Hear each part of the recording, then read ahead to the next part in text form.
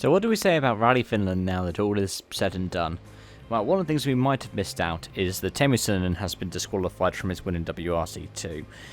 What has happened is Red Grey, the Marco Martin run outfit, that Oyt Tanak also has, I believe, a share in, that runs Hyundai's WRC2 outfit, accidentally fitted an aftermarket kind of bumper that was primarily used for testing that was underweight. So it wasn't running a Hyundai Motorsport part, so it was underweight to the tune of something like 500 grams from what the regulations allow, and so he's lost the win, which means it goes to Emil Lindholm, which after the kind of rally that he's had, he's going to be happy with a win. But somebody who's going to be even happier for a win is the Estonian Oyt Tanak. Most likely, well, some people are calling it his greatest ever win. It's been one of his most convincing ones. It's the third time that he's won the Gravel Grand Prix, isn't it? But beating Toyota for the first time in Rally Finland since Toyota's returned to the WRC, Hyundai's first win in Rally Finland. Now, it's worth pointing out that Toyota weren't completely unbeaten on Finnish soil because they didn't win the Arctic last season. Who won the Arctic last season? Well, it was Mr. Tanak. And this has been convincing. Hyundai led every stage of the event with Deville winning the opening stage at Harju, and Tanak leading from stage 2, it's almost that kind of Grand Slam story. He's had to fend off a charging from Perra multiple times. He had to fend off a charging Evans. He had to fend off a charging Lappy, somebody who rolled with only a couple of stages left to go. Mad maxed his way to the finish line, and managed to get through the power stage like that. After, I believe, rolling, it was a penultimate test, wasn't it, where he rolled. And held on to third, which spirited the rally and everything like that.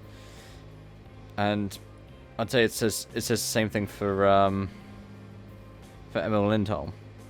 But if you look at 9th place, Jari Huutonen, you've got to be happy for him. Rally 1 debut, he had so many issues with the car, and to bring it home in the points is, well, he's got to be happy with that. If we look at the end of the top 10, Egon Carr in Polo, and 11th for 3rd place in WRC2, Hayden Paddon. He's going to be really happy with that. Let's talk about the rest of the order.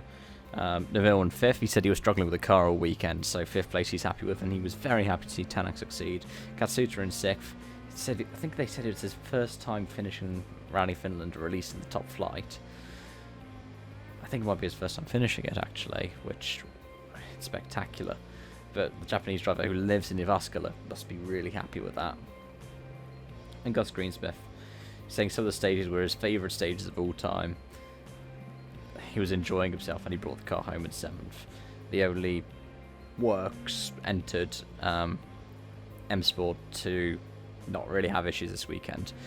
Because poor Pierre-Louis Lube, even though he's in the kind of satellite operation, couldn't start the final stage because of electrical issues. And he had been neck and neck with Greensmith. Of course, you had the issues for Adrian Formeau and Craig Breen. Formeau's a rocket and in a ditch. Breen's ripping off the wheel when he was told to push a lot more. I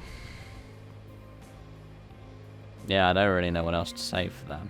I think the person he feels most sorry for in the WRC this weekend is Oliver Solberg. Poor guy didn't make it through the second stage. It was the first proper corner of stage 2 where he went off, hit a rock, destroyed the i20 Rally 1 Hybrid. 20N, sorry. I mean, what I want to look at now is what it means for the championship, because it's very interesting to see what's going on in these standings. Carlo Rovanperä now has a lead of 94 points. Second place is now Oyt Tanak with Thierry Neuville in 3rd. He's got nearly double the nearest contender, and that's 3 whole wins. We could see Rovanperä feasibly crowned champion. We could be mathematically crowned champion next time out in Belgium, which would be massive and tragic for Neuville on home soil. But at the same time, you've got Tanak now in 2nd place. I reckon we're going to see Rovanperä crowned champion in Greece. That's what I'm going to say. He was so convincing there last season when he took his 2nd career win. I reckon he could win the championship there. Just needs to keep it on the road in these next 2 rounds, and I think he's done it. In the manufacturer standings, wow, Gazoo Racing now have an advantage of 90 points as well. Well, no, 88 points over Hyundai. Hyundai can feasibly catch that back up. I think they will close that gap way down by the end of the season. M Sport are going to be relying on Loeb to get them a couple of extra points, a nice win to round off the season. But yeah, that's that for Rally Finland. Let me know your thoughts in the comment section down below. Thank you so much for watching. I hope to see you again soon. Bye for now.